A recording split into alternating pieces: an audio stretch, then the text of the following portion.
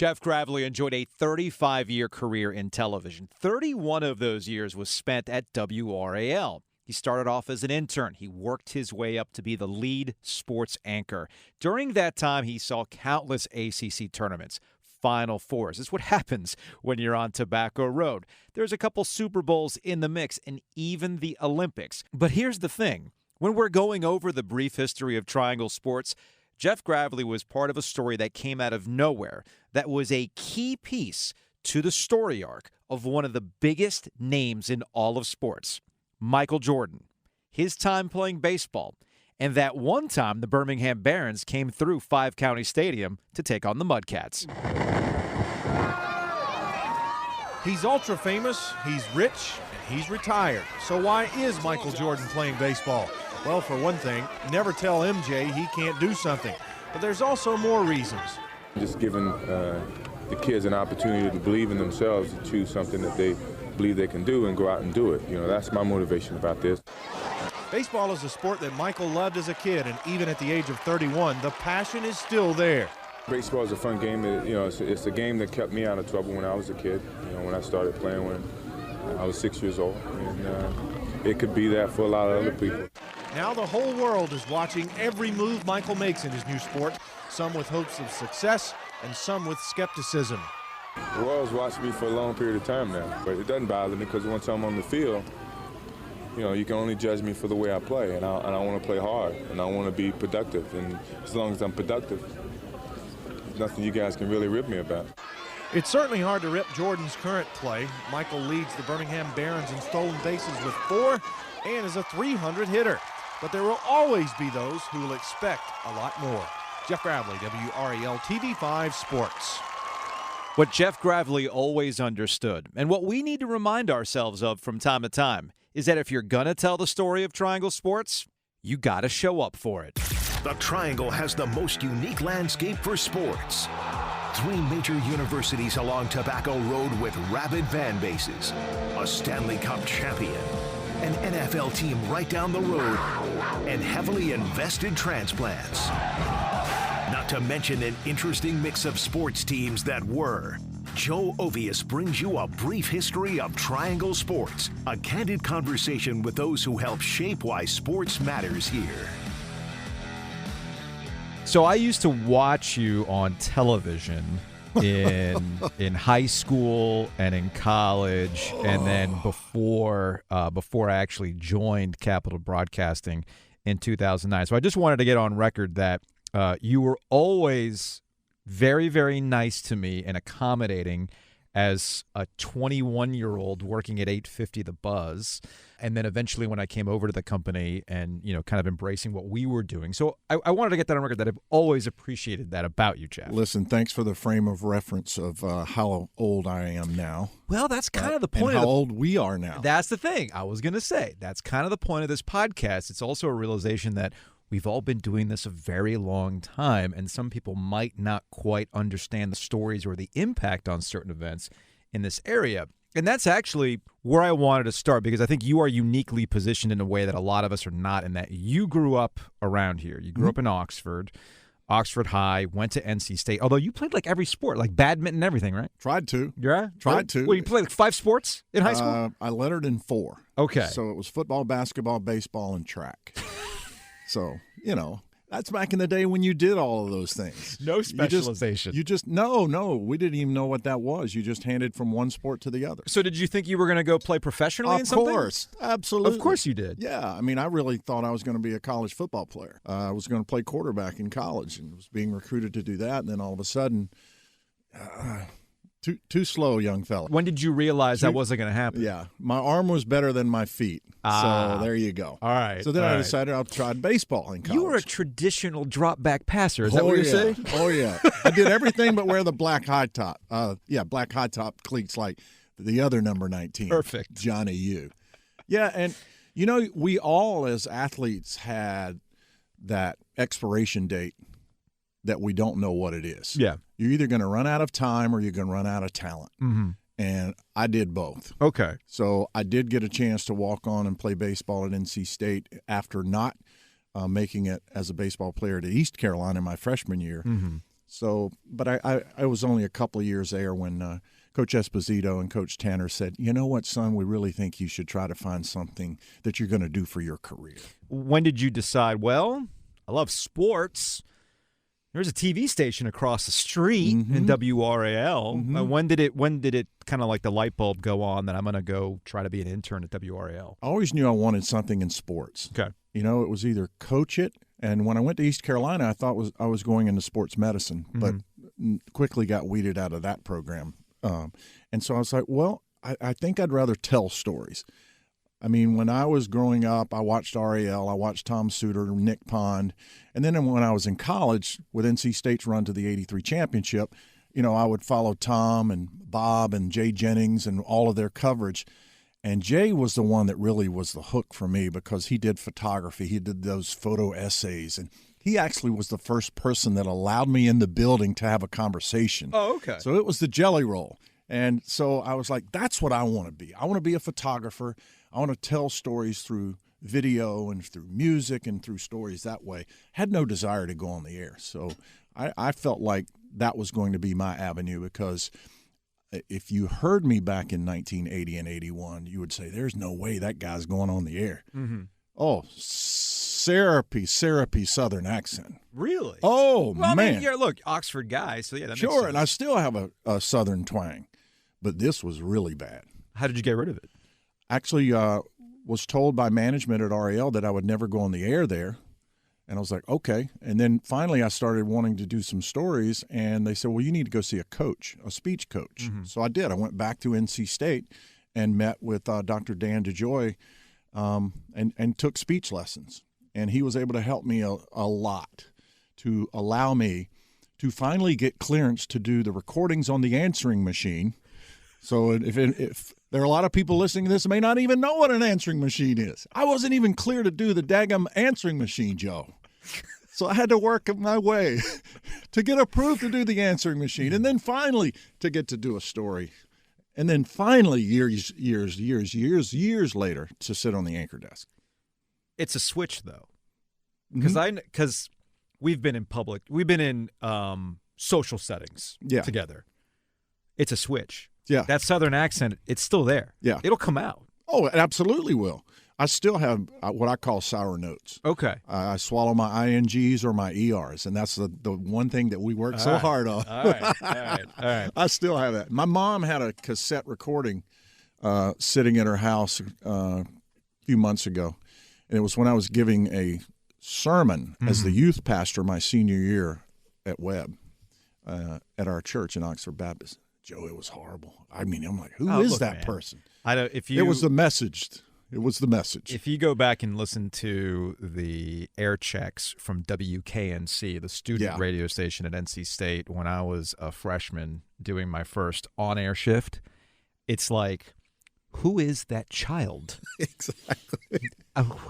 Why is he talking so fast? Yes. That was the issue that I actually had to correct. There was I talked no cadence. too fast. There was no rhythm. There was no nothing. And occasionally when I get worked up about things, I will talk fast too.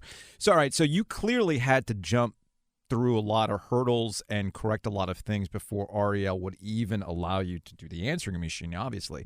But when did you start to see the traction at WRAL that, okay, we're going to be comfortable with you putting something on tape, all right? We're going to be comfortable with sending you out into the field to do a stand-up. And when did you kind of get it in your head, you know what, I want to be on the anchor desk? You know, so I got my internship in 85, and it was like 88 or 89 that I did my first live shot. Okay. I was live at the Durham Bulls with Grady Little. And there are people today that saw that and still shake their head and laugh and go, wow, man, you've come a long way. And, you know, I think, you know, as you mentioned earlier, I think you save those early, I call them failures or shortcomings, as a frame of reference. Where were you and where are you now? And so, again, I really enjoyed sitting in the edit booth, shooting football games or basketball games and telling stories visually through that medium. And I still love shooting today. Okay. And so that's kind of that was my backbone. And I guess one thing led to another, and I was like, you know, I'd really love to be able to tell some stories myself. I would write scripts for Bob, Tom, Jay, or Rick Sullivan, and they would voice them early on. And then finally I got enough rep and got rid of the Southern accent as much as I could, that they allowed me to do reports. And it wasn't until the early 90s that I kind of like, I wonder if I could anchor. Okay. And Tom Suter was the one that really encouraged me to do that. He said, go up there, just sit on the anchor desk and practice. Just go do it and see how you enjoy it. He goes, it's going to be uncomfortable, but just go do it. And so I did. And, I was like, you know what? This is something else I would like to add to my repertoire. Again, playing a ton of sports, I wanted to do as many things as I could in the industry that I could. 5-tool player. Because you are more valuable the more things that you can do. Hey, it still applies today. That's how I survived. It still applies today. The more things that you can do, the more valuable you are. And so I was like, that's the caveat. That's the one thing that I don't have in my game that I would like to add, and that's sit on the anchor desk. Okay. And so I finally got an opportunity to do that in 1995, 10 years after I started as an intern at RAL. Okay. And then, but I mean, the thing about RAL, and one thing that I've noticed in living here, is that people don't tend to move. No. People like being here. Sure. For a lot of reasons. I mean, I'm included in this.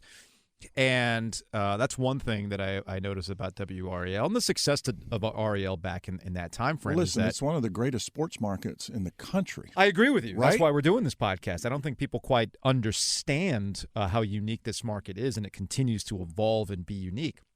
So if you finally you get to be an anchor, I'm assuming this is weekend anchor and fill and stuff. Oh yeah, I still have my first script from a Saturday afternoon.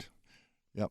So in this business, though, you got to jump around. You only jumped around once. That's in TV. That's rare. You went to Cleveland for what, 3 years? I think it was 3 years from 2000 to 2003. And that was because there was an actual anchor position there for you to take. Yeah, just because Tom wasn't going anywhere. No, absolutely not. I mean, it's like playing behind Lou Gehrig. you got to figure out. Okay, well, I've done great here, but that's the challenge too. Yeah. And I think it also fit from a personal standpoint, as our daughter was in kindergarten going into first grade, and I'm like, if I'm ever going to make a move, I think now's the time. Yeah. If you've got a kid in high school, that's a little harder to make that move from one place to another. And so I had an opportunity. There were 3 opportunities that I was a finalist for. It was Denver, Dallas, and Cleveland. Mm-hmm. And my wife said, we'll go anywhere but Cleveland. Where do we end up, Joe? Cleveland. It's cold, man. It is brutally cold. It's cold. But I'll tell you what, it was one of the greatest career moves I ever made, because I can't sum it up any better than what my mother-in-law at the time said. It says, it's basically you went off and got a master's degree. Yep. Because it's a totally different market. It's a totally different group of people that you work with. You're dealing with agents, team owners, presidents. It's a pro town. And, you're dealing more individually with athletes or through their agents, less so through the schools or the teams, so to speak. Yeah. And so that was a unique opportunity there. And, oh, by the way, it happened to coincide where this high school kid that turned out to be pretty good was in high school, LeBron James. I've heard of him. Yeah, he was when I got there, he was a sophomore.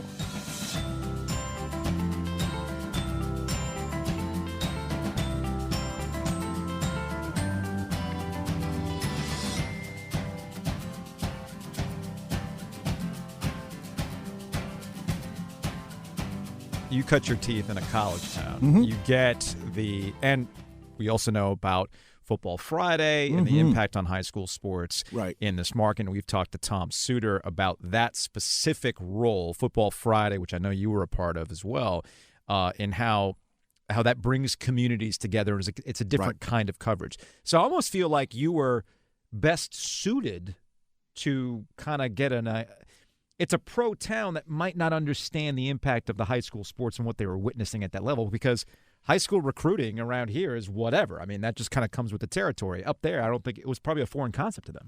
Yeah, and, I think that was the other thing, too, is this guy really that good? And what kind of impact can he have? And his freshman year, he was good. His sophomore year, he really started to blossom to the point where the station I work for, WEWS Channel 5, said, let's do a documentary on LeBron. we have somebody that has access, that knows his mom really well. Let's try to do that. Okay, if you can set that up, let's do it. So what we did is we went from the beginning of his junior year, from football season all the way to the state championship. Okay. So you got to remember, too, that he was a two-time All-State wide receiver. Yeah. And so the first interview I ever did with LeBron was it was after a high school football practice. And so we got access to LeBron. We got access to his mom, Gloria, who she developed a trust of us and allowed us to come over to his little small 2-bedroom apartment that they lived in. Mm-hmm. And if you see the most recent LeBron commercial where 17-year-old LeBron is sitting on that bed talking to him, that's exactly how his room was set up. Every piece of wall was covered with pictures of athletes who motivated him. You couldn't see the wall for all the pictures. So when I saw that commercial, I'm like, yep, that's exactly what his room looked like. Interesting. So it was a time for me to grow. It was a time for me to experience something different. And I wouldn't trade it for anything in the world, not only being able to cover a pro market, but also try to utilize, as you mentioned, the high school skills that I had developed and trying to bring some light to that. Yeah, that's what I was going to ask you about. In doing that stint in a pro town, did it change? Like, were you happy to come back to this dynamic, which is predominantly college-driven? Obviously, we have the Carolina Hurricanes, but that's a little bit different, which we'll get to. I mean, what did you apply from Cleveland to here that people might not know? I was much better prepared to come back and cover the business of college athletics, to cover the dynamic of it as not just a game, but also the entity of the sport itself. It wasn't long after that, we had ACC expansion a couple of times. Yeah. I was much more prepared to deal with that. I think I was much more prepared to deal with players after they left who got agents and became professional players. So again, it just expanded what I was able to do, but yet still apply it to a collegiate market, because this is a collegiate market. Yes, we have the Hurricanes, we got the Panthers, we've got NASCAR, we've got this, that, and the other. We've got, NWSL, we've got all of these things, but it's still a collegiate market. Yeah. But I was able to apply what I had learned in Cleveland and bring it back with me here to RAL. One of the reasons why I wanted to talk to you for this episode is the evolution of colleges and a much more collegiate way you go about business, working sources, how you cover them, that relationship between the broadcast outlet or the newspaper, the school. In 1991, I'm going to use 1991 as the line of the start line. That's when you're actually working. I'm not going to count 1983. You were a kid. I was in school. You were in school. That's right. You got to enjoy that. That's right. Although you weren't somebody that was mobbing the WPTF van for Tony Rigsby, were you? No. That was not me. Okay, in the first episode of this podcast, we talked to Tony Rigsby, and Rigsby told us a story from 1983 where the WPTF news van with Mike Riley gets mobbed by drunk students. You weren't one of them. No, and I never burned a couch. Okay. I did go to the Brickyard, but I never burned a couch. Yeah, I can't say the same thing. That's another story altogether with WKNC and a very famous campout for PNC, or the old Entertainment and Sports Arena. I might have to do my own episode. Regardless. All right, so we're going to start with 1991, which was the first of the back-to-back with Duke's national championships. That follows 1993 for North Carolina, who go through a little bit of a drought there. You get 2001 for Duke's national championship, 2005, 2009, Carolina wins championships, 2010, Duke does, 2015, Duke does, and then we go and end. The end point of this conversation is 2017 with North Carolina. You covered every single one of those. All of them. In 1991, covering a Final Four versus 2017 covering a Final Four. Biggest difference? I would say access. Okay. But there is a link from 91 to 17 or even 15 was, you mentioned relationships, and I think that's one of the things that we had at RAL that Tom was able to establish with Coach K. He used to do Coach K's Coaches Show. So every year, Coach K, if he went to the Final Four, he would do an exclusive one-on-one with us for our special. Now, at first, it was no problem at all to set it up. You go through Duke, whether it was Mike Craig or whomever, or Johnny Moore. Yep, we're going out to dinner here. Bring your satellite truck here. We'll do it here. Okay. The last two that we did, it had to be this covert operation around the NCAA where they didn't know that we were doing this because it was not a part of the routine, even though it was approved by Duke. So we would contact John Jackson and say, hey, is Coach going to be able to do our traditional interview? Yeah, we're going to get that done. I'll never forget, we went we were going to do it after one of their practices in the arena, and you couldn't do it anywhere because of the NCAA. Oh, because of rights and anything. Footage? Yeah, even if it were in Duke's locker room. Really? You couldn't do it. This is Duke approved. No, you can't do it. So we ended up doing it in this small hallway. It's this covert operation of, conversation. Now, deep conversations with Coach K behind the curtain. We literally did. We had someone stand on the other side of the curtain to make sure nobody from the NCAA came through.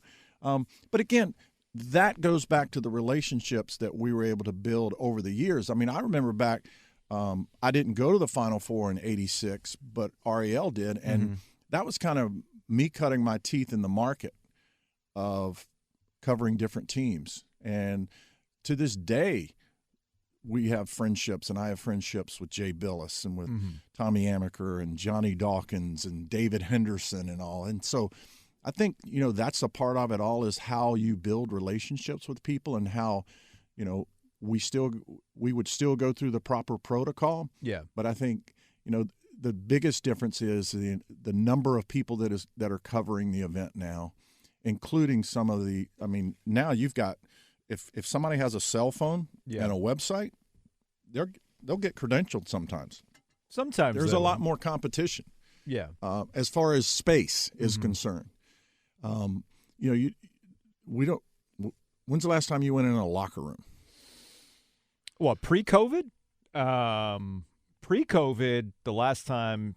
Yeah, well, the NCAA always very particular about when they let you in. Yes. And when you can talk to players and things like that. They bring them out to the podium. They open it up. Actually, I would argue that the NCAA is the last holdout that allows us to go talk to players directly. Let me rephrase that. We can talk to any player. Right. They open up the locker room. It's required. That's so if you wanted to talk to a guy who you thought was crucial to what story you're trying to tell, you actually had access to them. Now when's the last time in this locker room? I couldn't tell you the last time I was in an NC State locker room. No. I couldn't tell you the last time. Duke, maybe after the pandemic, they'll let you go because that's more of an NBA style. But, yeah. Colleges have been very, very particular. Carolina used to bring people into the lounge. Now they just bring them to a podium. I think a lot of that has more to do with their own broadcast deals. Sure. They want to control the message. Sure. They set them up on the podium. They'll put the advertisements behind the player, and then they'll put that information out there too, which, you're in a unique position now in that you work for NC State.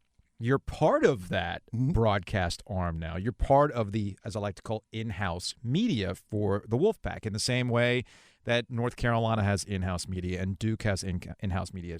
The Carolina Hurricanes are in the same boat. So I almost feel like I now have to compete with you. Right. You're going to tell me what Kevin Keats says. Kevin Keats isn't going to tell me that particular in that sequence. Now you're the one who's going to break the news now because it's all part of the in-house media. That dynamic has certainly changed over the last few years. You're exactly right, and I saw it from that side starting to head that direction. And now that we have the ACC network too, how many times do you see announcements made on the ACC network? Schedules, all that stuff, all conference players of the year, that, and the other. When it hit me that we weren't just competing with other outlets, we were competing with the schools themselves. It was actually at an ACC kickoff several years ago where I want to say it was actually Duke. Duke's always been ahead of the game when it comes to their in-house media. I give them a lot of credit for forcing the local schools to adapt. Clemson's also been really good about that on the football side. They had a team of cameras that were following the players and coaches around to all the radio booths. So while I'm sitting here trying to originate my own content, taping something, putting it on the air later, they were actually taking the best answers and best moments from every single radio booth and then packaging it themselves. So consider my surprise where I thought I had something really awesome from a player for my own thing, only to see the school beat me to it. I'm like, wait a minute, that's my content. Right. But it's happening there at the kickoff, so it's everybody's content. And that's when the light bulb went on for me in terms of in-house media being actual competition. You know, I think to get back to access and to get back to kind of Final Four moments and all, I remember so vividly. It was the Final Four of 1990 when UNLV just walked the dog over Duke. Yes. So the locker room opens. I didn't know what to expect. What is it going to be like in there? And it was just like a bomb had dropped in that locker room. Mm-hmm. You go to 92 when Leitner hits the shot against Kentucky. What's it going to be like when those doors open? I'm thinking euphoria. Yeah. Grant Hill and Christian Leitner are sitting there like they just had ordered a cup of tea, and it was all right. You know, that was pretty cool. And so those are the kind of things that, you know, I was grateful for, is to be able to see those things myself. And, you know, you talk about 91 when Coach K won his first, that's when the NCAA would allow TV cameras on the court at a certain time after they had signed off. So Bob Holliday and I go on the court, and, of course, the first thing you want to find is Coach K. He's just won his first national championship. And Brian Davis comes up to him and hugs him and says, "We did it for you, Coach. We did it." Mm-hmm. Well, we had that. That was not a part of the broadcast. That was not a part of anything, but we had that. Mm-hmm. No one else did. And because we had access, because we had opportunity, and because, you know, of the access that we were allowed, whether it was through coach, whether it was through the school or whatever, we were allowed to get stuff like that. And that's the part that I think is missing now, is those opportunities are rare.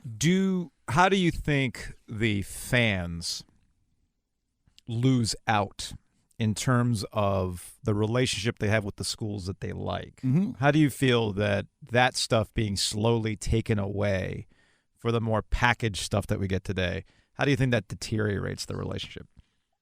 I think it does to a point, but I think particularly in basketball, what deteriorates it, the guys aren't around long enough to really get to know them. Yeah. Do you really know who they are? Well, that's what I was asking. Like, to me, it just seems like you're capturing human moments. Absolutely. That might not see the light of day if it's caught anywhere else. But since you're trying to tell this human story, which is the whole point of a lot of sports coverage, I almost feel like we don't have that sensitivity to the people that we're watching and covering anymore, because everything is so closed off. It's almost a detriment to themselves, whether they realize it or not. Yeah, it is. It is that interesting dynamic now, and I think, you know, COVID has added a lot to it. Sure. I think, but I think it was heading somewhat in that direction before COVID. You know, I just think controlling the content was something that the schools really wanted to do. Yes, and we want to be the one to tell you the really great story about X, Y, or Z. You know, we want you to come to our place of our source of information. Mm-hmm. And I think the ACC network has added to that, because obviously the conference wants as many eyes as they can on the ACC network.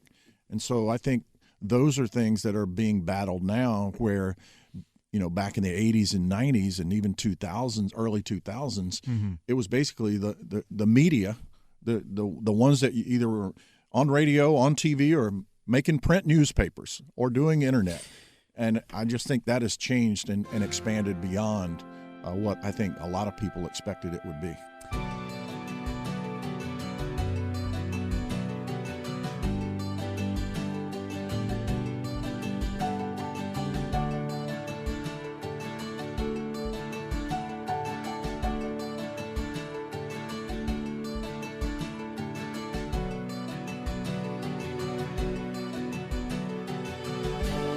Now, the interesting thing that I'd like to explore is the relationship you, as a sports anchor, the number one guy, weeknights on WRAL, and the sports columnist, the newspaper columnist, whether it's the late Colton Tudor, currently Luke DeCock. We can go down the list of very famous local columnists. You know, you mentioned technology has changed so many things where you have direct access to the athletes and the teams. When you were in that position, what did you feel your job was? I know what the columnist's role was. Right. The columnist was sometimes an avatar for the fan. Mm-hmm. Sometimes the columnist felt so strongly about something that they actually wanted to change perceptions or maybe even get coaches out of there, right? Right. They felt strongly enough about an administration doing the wrong thing, so they had strong arguments to make. I felt like an anchor was more a little bit down the middle. And I know this from experience because I've struggled to get you to give me opinions sometimes on the radio because you were worried as your anchor position it might mess with that. But you got better about that at the end. Yeah. So as an anchor, what did you feel your job was? To tell people the things that they may not know. Okay. To tell people things that from a unique perspective. Now, there are a lot of sports anchors that have made a living going out there and just ranting and raving about everything. That was Dale Hansen out in Dallas. Bingo. Yeah. He was great at what he did. Oh, he would rip Jerry Jones. Absolutely. I never was comfortable with that. Okay. Because I always felt like, and this goes back to the Valvano days, when we as a sports department were told by management, you go out there and you camp out at Valvano's house. Mm-hmm. No, we're not going to do that. We're just not going to do that. Wait a minute. What were you supposed to do camping out at his house? Interrogate him. Ask him questions. But the point is, wait a minute. We have to go back and cover this university or this school as a sports department. Yeah. If you want to send your news people out there, go ahead. That's fine. Mm-hmm. But we're not going to do that. And that was just something that we as a sports department felt like. So I kind of adopted that throughout my philosophy is I was never a fire and brimstone anchor. I would try to give you a unique perspective of something. I loved when we would do Final Four specials and you had the time to expand. When I was on radio with you guys, we had time to discuss. Yeah. In 2.5, 3 minutes, there's not a lot of time to opine the greatness of your opinion. No, there's not. So, it's one of those things where I think sports anchors have different roles in what they think of themselves. I mean, okay, if you want me to, there were some times they were like, well, you need to go out there and say that this coach should be fired. I'm like, if I know that this coach is in hot water, I will say that. Sure. But it's not me to determine whether this coach needs to be fired or not. See, that's interesting because that's the difference between you and me and my role in sports talk radio. I'm supposed to give you my opinion on this. Mm-hmm. If I feel that they should go in a different direction with a coach, I will tell you as much. Or if I've got a problem with the way that we'll use Peter Carmanos, owner of the Carolina Hurricanes, or Tom Dundon, the current owner of the Carolina Hurricanes, I don't like how they've gone about things. I will be absolutely perfectly fine saying this on the radio. And I made it my mission to get you, when you would join us on the radio, to say something like, no, Jeff, give me your opinion. But you're so trained and so disciplined with that kind of stuff. I give you a lot of credit because I know you've got opinions about stuff. Sure, but I want educated opinions. I don't like people that just go out and spout just to spout. That's my job. No. What's the basis of your opinion? Do you really know something, or do you think you know? Yeah, it's informed speculation. And I think different platforms. Sure. I think columnists, I think sports talk radio, you can go out and do those things. And I think, I was just brought up in the era where, you try to deliver unique content in some unique way. Sure. And, if you had an opinion, make it. Mm-hmm.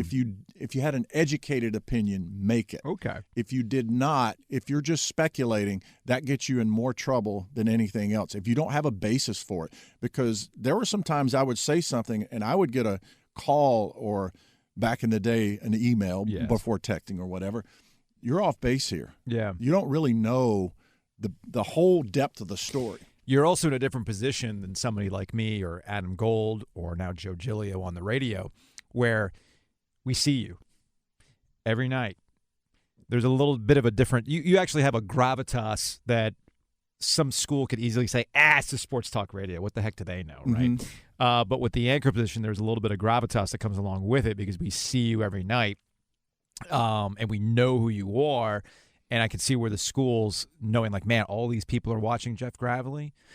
They better get it, like he better get it right, or they might not like that you're telling the truth about a particular matter. I'm sure that's come up on occasion where you're like, no, I know what's going on. I'm sorry you don't like that I've presented it this way, but I know this is to be true. Otherwise, I would not go on the air with this. Perfect example of that was when the Mark Gottfried situation came up at NC State towards the end, and we were like, there's some heat in the kitchen. Sure.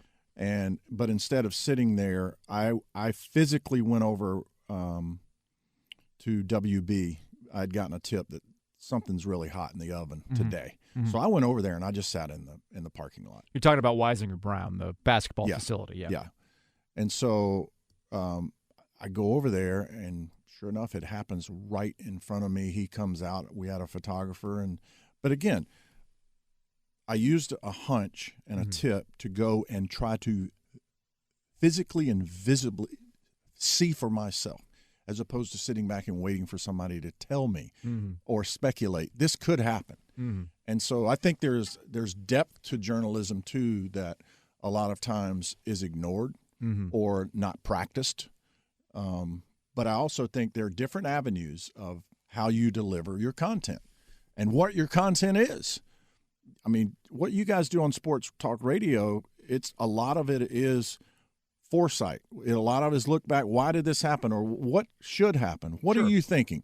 And I think that lends itself to more opinions and everything like that, where mine was based on you better know it because you're right. Was there any other instance where you'd upset at school and you're just like, sorry, guys, this is it. Like, this is what I know. Not just to Mark Gottfried? Well, yeah, a great example is, obviously I went to NC State, but there were times when I was accused of having degrees at State, Duke, and Carolina. So I love when that happens. I'm one educated dude. Look at you. Yeah. So the day that the news breaks of the NCAA investigation on North Carolina, I'm on the set at noon with Linda Loveland, and she asked me, she goes, what do you think about this? I said, I'm totally surprised by this. I mean, nothing happened. I said, basically, the NCAA has given you the recipe to cheat. This is how you do it. To this day, that Carolina fans would love to have that on my tombstone. Here lies the recipe to cheat. But it was what I felt, and it based on what I'd seen and heard and learned. Yeah. So, I think there were times when, and that's the beauty and the curse of this market is you're always going to hack off 2/3 of the market. Yes. Always. Always. You're always going to take somebody off. And if that's the case, I think you're doing your job right. So you better be dang sure that you're right.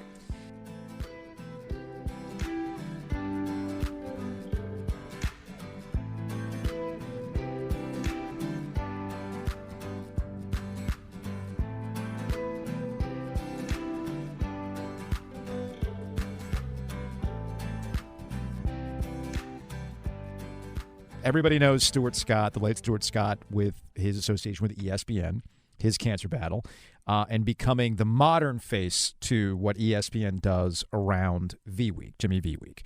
And I think that's his legacy. I think that's amazing that that's part of his legacy now. But he went to North Carolina. I think most people understood that. But what people don't remember, forgotten, or maybe just didn't know was that he actually came through WRAL. He did. So you guys were coworkers for a couple of years. It was 1988 to 1990? Okay. Yeah.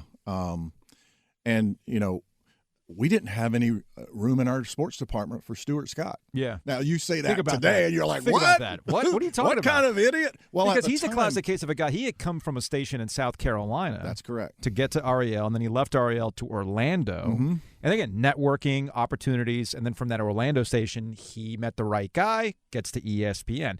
Stuart is a classic case of the other side of this business where you jump around to get to where you want to be. Right.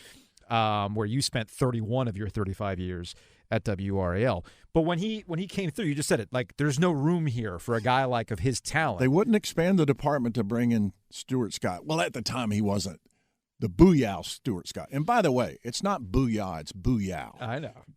Listen, look, Google it, go to the videos of Stuart Scott, and it's Booyah. It's not Booyah. But I asked him about that one time. I said, Stu, does that bother you? He goes, no, at least they know who says it. Right. You know? It's associated with But here's a guy, and my wife was a photographer at the time at RAL, so she worked with Stuart a lot. Mm-hmm. He was a general news reporter. He would go out and he would cover the snow, or he would cover the car in the ditch, or he would cover this, that, and the other. I don't think Gravley will be upset that we're going to take a quick break from the conversation to illustrate a point for him about Stuart Scott. If there was a story that he could work on, he was going to take it. I'll give you 3 examples. On one hand, Stuart Scott can do a story about NCAA athletes getting compensation, a story that we still talk about today back in the late 80s. The pros get the $1 million contracts. College athletes get a free education. The question is, should there be more? I think there are some things to substantiate, yes. UNC football coach Mack Brown says scholarship athletes are not allowed to work part-time and have no extra spending money.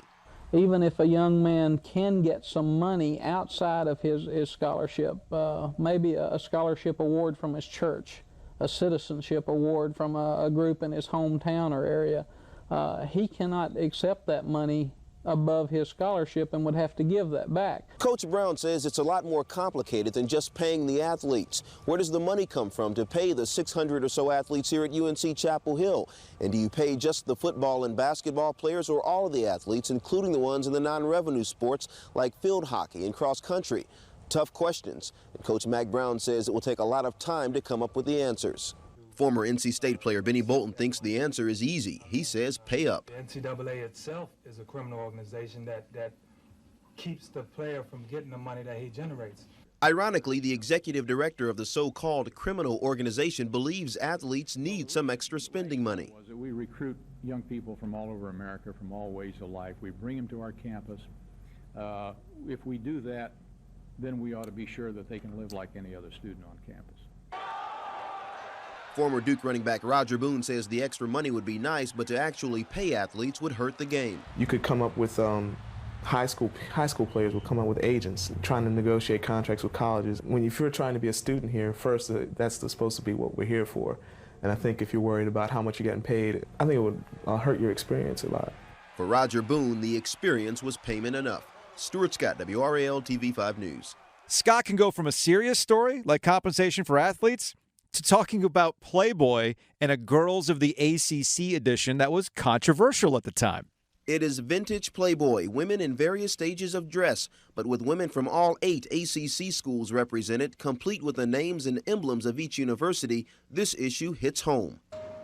It is the association with the schools that has university officials like NC State Provost Nash Winstead up in arms. If a student wants to appear, that is their right, but you'd rather that they not use your school image and your school name. And this is a stereotype which is really not a thing which we are trying to promote and encourage for women in today's world.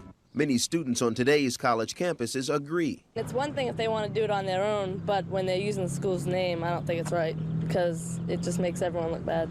I think that they should have, maybe got permission or, talk to the head of the ACC, like the commissioner or somebody. But there are students who think the ACC's complaints are out of line. I don't think it takes away from the university or the conference. I think it's what the girls feel they want to project. I don't think it hurts the image at all. I think it actually, helps to bring some recognition to the ACC.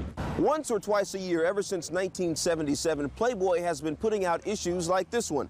Girls of the Southeastern Conference, girls of the Big Ten Conference, even girls of the Ivy League. But this is the first time that any school or conference has ever come out and said to Playboy, we don't like you associating our universities with your magazine. I don't see anybody else complaining at this point. If it was a joint effort by everyone, I could see it being justified, but just the ACC coming out and saying you can't do this, I think it's ridiculous. But what is ridiculous to some is a major moral issue to others, and this is one issue they don't want to be associated with. Stuart Scott, WRAL TV 5 News, Raleigh. And finally, yet another example of how the sports world, as big as it is, can be small at the same time. Stuart Scott doing a season preview for NC State basketball, featuring the names of Chris Corciani and Rodney Monroe, talking to Jim Valvano. So Brian, you'll guard Avi right here, right to half court in a red one situation. When you get here, NC State basketball coach Jim Valvano has seen his share of the limelight, good and bad. status that sports people have and other figures was not intended, but was thrust upon us by that media itself. One case in point, two of Alvano's star players, Chris Corciani and Rodney Monroe. They've made the cover of a national sports magazine.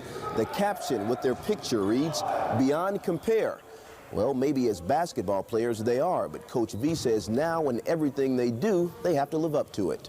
When they fall below that standard, the same media that gave them that mantle will ask them all those tough questions now. How come you're not performing up to your ability? How come you're doing this? Boom, boom, boom. God forbid something in their own life in another way. Anything that happens now, they become much more a target. Valvano says it may not be fair, but it's a fact.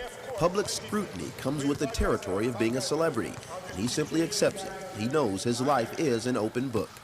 It's more so than I had intended, I'll tell you that. Stuart Scott, WRAL TV5 News, Raleigh.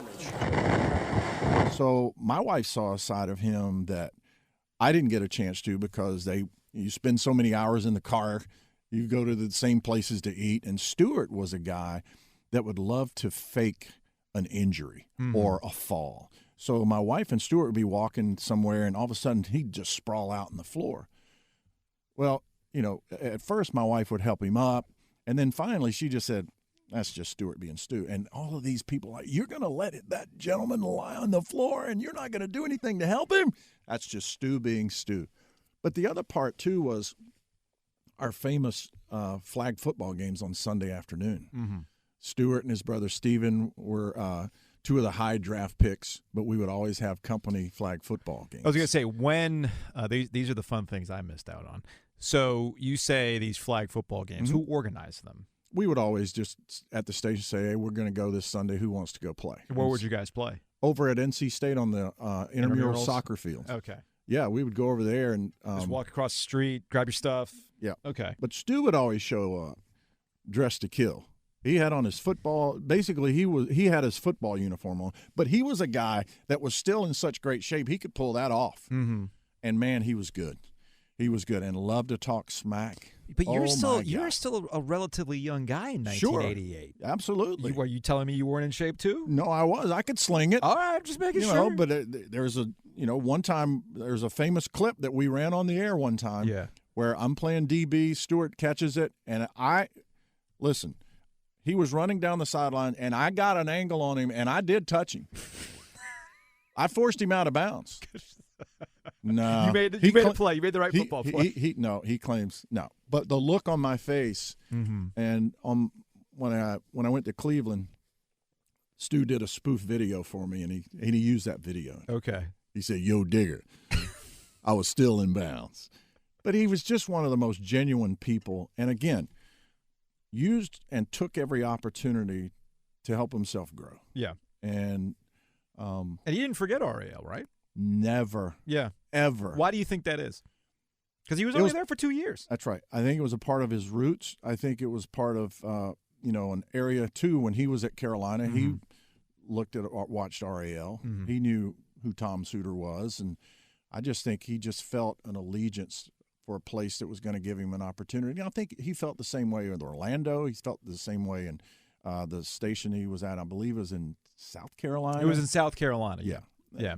But you're right. I could see Stu when he became Stu. Yeah.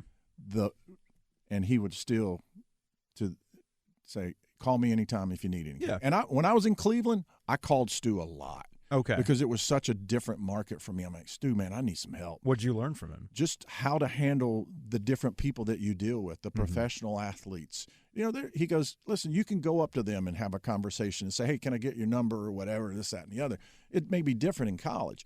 If you're going to an agent, you got to call this, that, and the other. He helped me so much to grow and expand from what I was covering in a college market to a professional market. And he always did. He just said, "Call me anytime you would like to." And as a matter of fact, the day of my wedding, my phone rings at 5 a.m. "Yo, Digger, it's Stu." He called me. He said, "I'm sorry I can't be there, but I just wanted to wish you and Mary the best." That's who Stuart Scott was. That's awesome. That's who Stuart Scott was. And to your point about this area and the affinity for the area, for those, this gets us to the Jimmy V Golf Tournament. Mm-hmm. He would come back. He was a staple Yep. of the Jimmy V Golf Tournament, which took place, I think it started in 1994 at Prestonwood Country Club. I think the last iteration of that golf tournament was in 2013. But there in the 90s, that Jimmy V Celebrity Golf Tournament was, in this area, the hottest ticket in town. No question. And Stuart Scott was a part of it, along with all the other ESPN people, Yep. Who obviously had that relationship with Jimmy V in his time with ESPN and the speech and everything else. So when he would come back, it was just chopping it up or just hanging out? Always. Yeah. Yeah, me and Barkley are going to so-and-so Saturday. You want to go? Me and Barkley.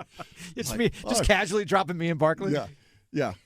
You talk about that golf tournament. Barkley would always come, and then the year Jordan came. Yeah.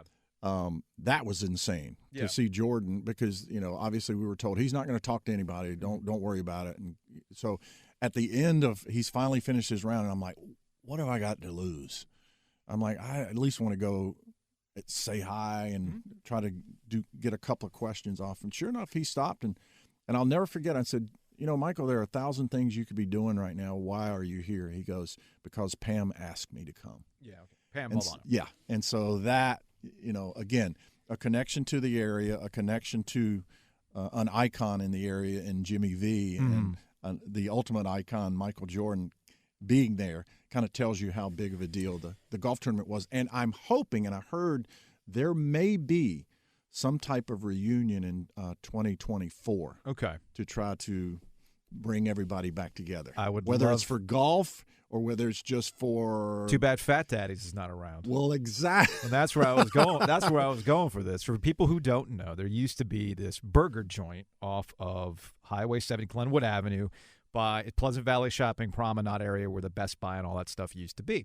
I think it's a Panera now. Oh my gosh! It is a Panera now that I'm recalling it. But Fat Daddy's was the place that everybody would, all the ESPNers would go to after this tournament. How they ended up at Fat Daddy's, I'll never know because that's nowhere near Cary, obviously. No, but it's close enough to the airport because you just got to go up. You just got to go up 70 right. Yeah. to RDU. It's really not that far. So that would be my guess. Anyway, you hung out, right?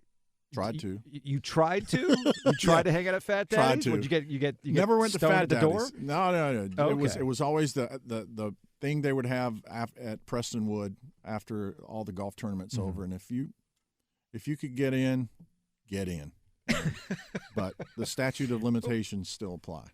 In terms of? I can't tell you what happens.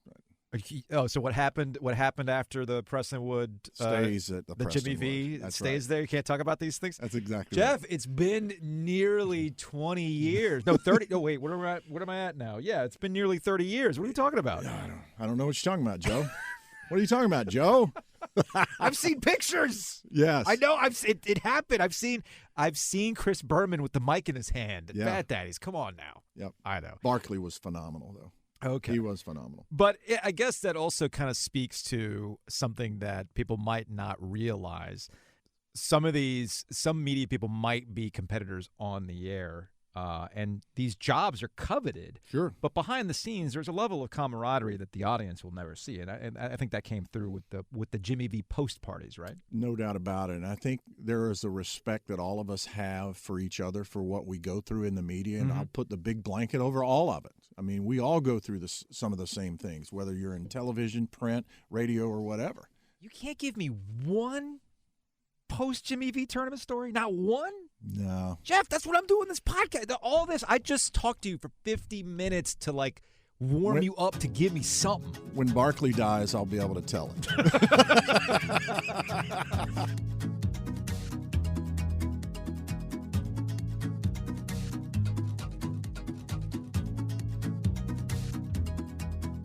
Half the battle sometimes is being there. Yeah. You got to be there.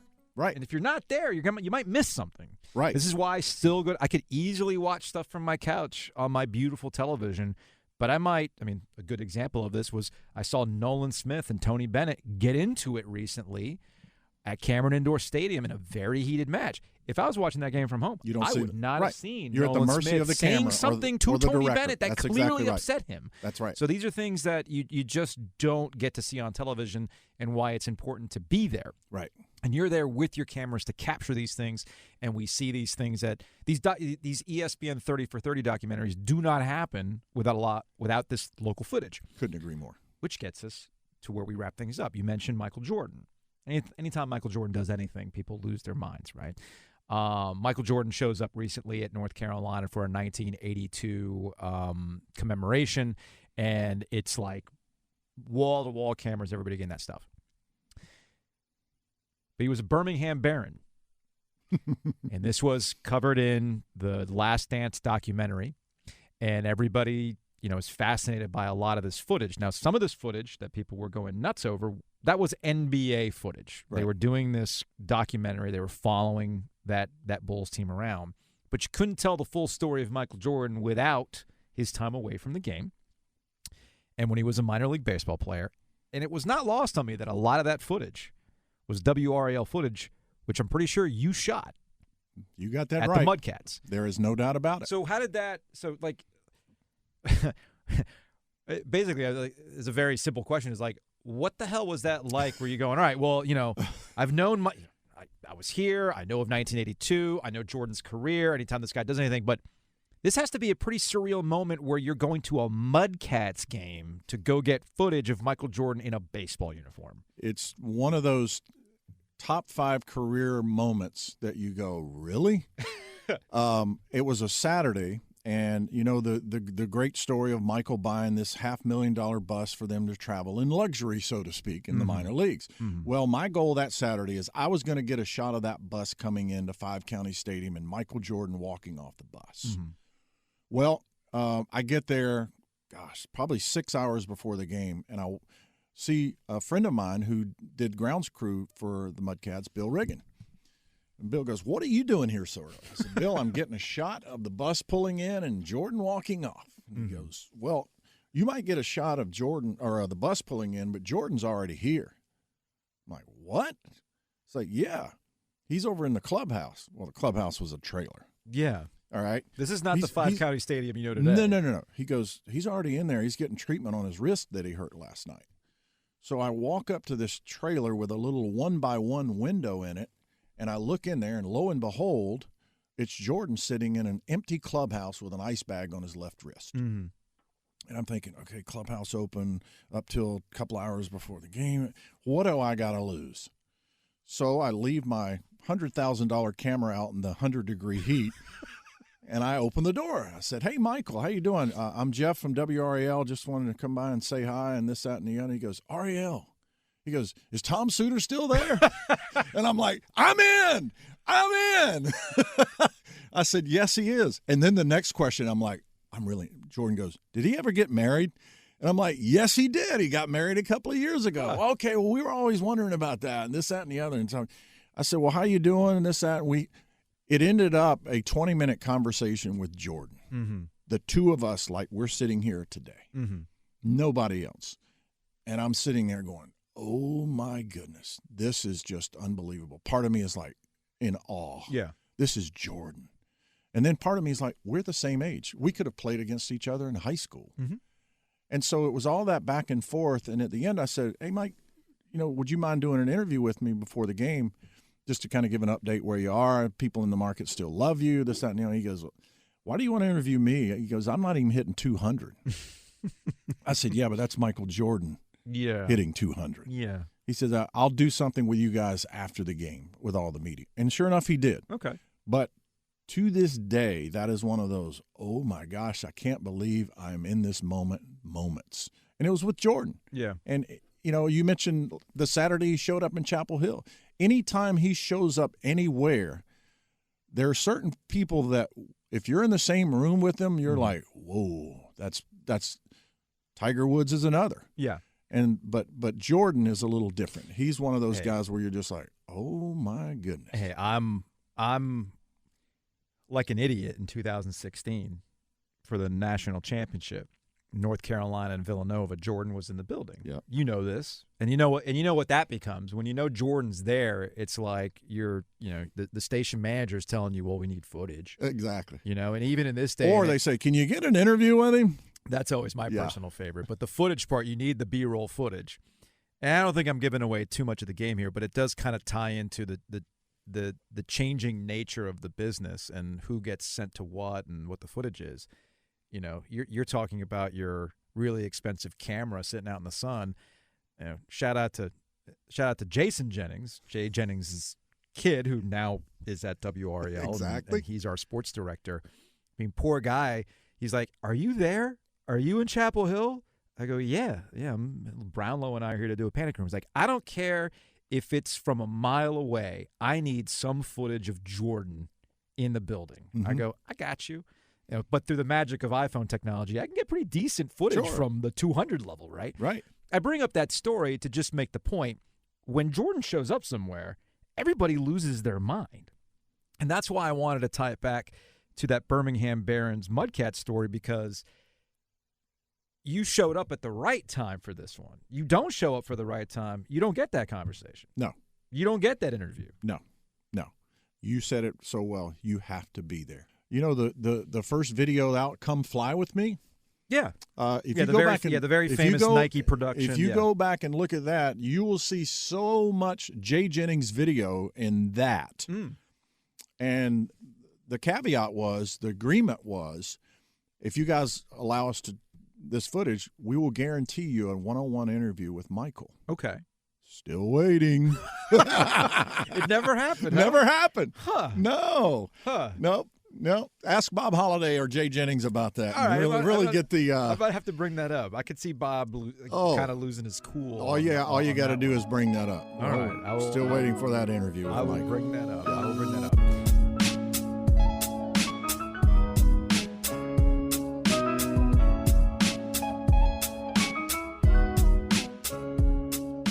But when did it hit you that I'm going to be like Tom in that regard? I was never like Tom. In what sense? I think there was much more of an attachment to your local sports anchor back in the day. I'd say the 90s, the 80s, and certainly the 70s. People had their guy. They had their sports anchor. They did. Yeah. But also, too, I think it was your primary source of information, too. And now that we have so many other avenues of information, I think sports became less important to news organizations. Yeah. And so, therefore, I think in some ways, sometimes sports anchors became less important to news organizations. And, you know, I never felt like I was ever on the same plateau as Tom. Never, ever. Recognized, yes. Okay. Famous, no. Never felt like, because people say, "You're famous." I'm like, no, I'm recognized. And there's a difference. I tell that to my kids all the time. Yeah. There is a huge difference. There's a difference. So Tom Suter, famous, you just recognized. There you go. That's the way I would put it. Why do you think Tom is famous? Nick Pond, famous. Okay. I was recognized. Why do you think Tom was famous? I just think he came along in an era, and also, too, got to cover, like, you think about 82 and 83. Yeah. I mean, Tom was at the height of his success, and what happens in 82 and 83? Yeah. Back-to-back national championships at North Carolina. I mean, Tom, when NC State came home to Reynolds Coliseum for the celebration, Tom and a female anchor, Ann Devlin, anchored that celebration. You didn't see that on ESPN. You didn't see that anywhere except your local stations. And if he was your guy, that's the one you watched. And Tom just had a following, that is so unique. And he didn't do it with a lot of opinions. He did it with an energy that's unmatched and an occasional jam burger and a boom, put in there. Now, you at least got to cover professional title hunts and actual professional championships, which is something that Tom Suter did not do. Everything is college-based when we talk about those old days. And you've gone to Super Bowls. You've gone to 2 Super Bowls, the Panthers Super Bowls. 38 and 50. And obviously we've had the Stanley Cup in 02, 06 with the Carolina Hurricanes. I am convinced that we've been so spoiled by college success in this market. You mentioned 82, 83, and we've gone down the list of the other championships that you've been able to cover. that I don't think we quite understand the magnitude of the Panthers getting to 2 Super Bowls and it being an absolute failure. They don't win one. Like the fact that they got to one in the phase of their franchise history is a big freaking deal. Cleveland would kill for that opportunity, right? And the Hurricanes, maybe it has something to do with college success in this market. Maybe it has to do with people not quite grasping at the time what the Stanley Cup means in the NHL. To compete for 2 of them in a short period of time and win one of them, I don't think we've fully processed it today, how impactful 2006 was. Couldn't agree more. I can remember standing there, as I called it, in turn 4 of the hockey glass right there on ice level, waiting to do a live shot. And all of a sudden, the doors open, and here comes the Stanley Cup. As the place is just going bonkers. And I remember telling myself, I can't believe this is happening in Raleigh, North Carolina.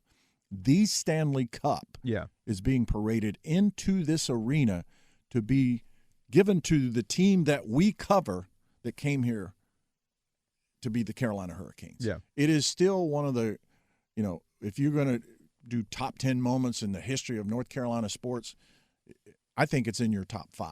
Oh, to me, it's the number one thing I've ever witnessed at PNC Arena.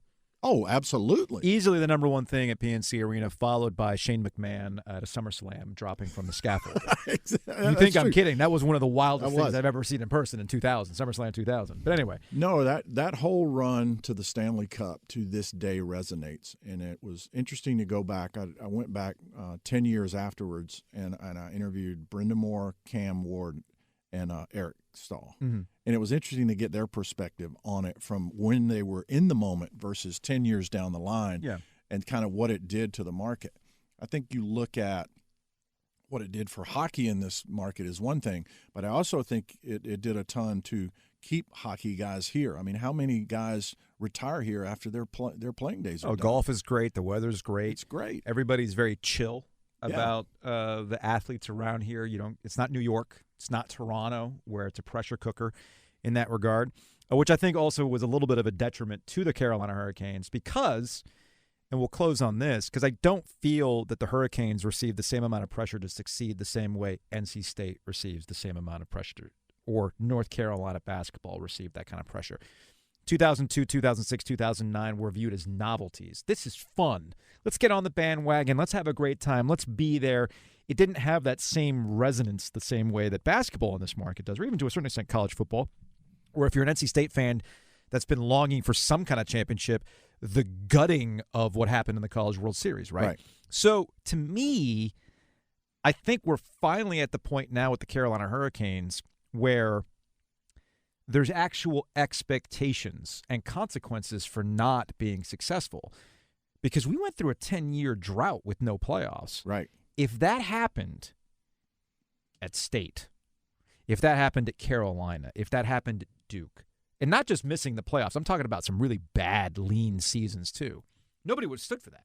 There would have been absolutely no standing for that, and there would have been much more pressure applied to the team rather than kind of the, they stink again. All right, maybe next year. Maybe next year, yeah. I'll take a passive interest in that. I think it's finally gotten to the point where the Canes have serious consequences attached to what they're doing. I think that's a good sign of progress for this market, that it's treated like this. Because I've talked to people at universities who always would get on us about, so hold on a second. If my team, Lou, I'm not going to say which school it is. Well, hold up. If we did that, you guys would be ripping them. But because it's the Canes, everybody gets behind them and they support them and it's rah-rah fun. He's like, what am I missing here? And I'm like, well, it's just kind of the thing that the whole market can get behind. Right. We spend so much time picking on each other, the 3 schools. Red, Wake blue, Forest, and blue combines to make that. Hurricanes. Yeah, right. Yes. And then it's actually a fun thing to go to a building where everybody there is behind that one product. Mm-hmm. And I think, we kind of get caught up in that. And it's like, well, I've been in professional markets, and that just would not fly. That just would not fly. I'm like, okay, well, you got to remember, the school is the professional team in a way. This is fun. I think we're finally at that point where we're treating the Canes as an actual professional organization now. And I think the gentleman that's calling the shots the head coach has brought a lot of that on himself, that with the expectations that he put out there from the first day that he was hired. And I remember interviewing Rod Brindamore the day he was hired, and he goes, well, I know, I'm hired to be fired. I know I'm going to be fired one day, but I'm going to enjoy it while I can. This is the day he was hired. But he's so true. But I think the expectations that he's put out there publicly, the expectations that he expects from the players and the organization is a lot higher on a consistent basis. And that's what they're trying to do. It's what Ron Francis said he wanted to do, is build consistency, not go to the playoffs one year or whatever. That was his game plan that didn't work. But now we're seeing it work with the current organization. I do think that there's a separate podcast series that I can do that positions Rod Brindamore with all the other impactful people in North Carolina sports. People associate Dean Smith, Mike Krzyzewski, Roy Williams, Jim Valvano. In terms of actual impact, both as a player and a coach, I don't know who else you could put up there except Rod Brindamore. I would totally agree with that 100%, my friend. Jeff, I appreciate you hanging out, man. It was fun to go down memory lane. Sure, man. Oh, the one thing about the Stanley Cup that is a bad memory for me. Okay. The media could drink out of the Stanley Cup. Yeah. You never drank out of the Stanley Cup? We didn't know that. I didn't know that. So you didn't? You didn't? No. Oh, Jeff. Yeah. No. That's that. And I kept saying, boy, if they get to another one and win another one, I'm drinking out of the Stanley Cup. Wait a minute. Okay. Now, that night, I could understand. Oh, no, but there were some in our department that did. Okay. They got the message. You didn't get the message. Nope. And you didn't go to, like, when a player had his day with the Stanley Cup, or like when Sunheim and Kyle had the Stanley Cup? No. You didn't show up? No. That's how I drank from the cup. I showed up to Sunheim and Hanlon's party when they had the cup, when the media department had the cup. I showed up for that. I got pictures. There's still some bitterness in the department.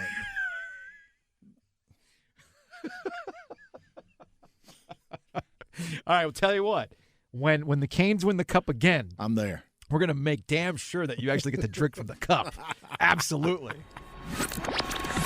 A brief history of Triangle Sports, sponsored by Copiers Plus, your local office equipment and solutions provider.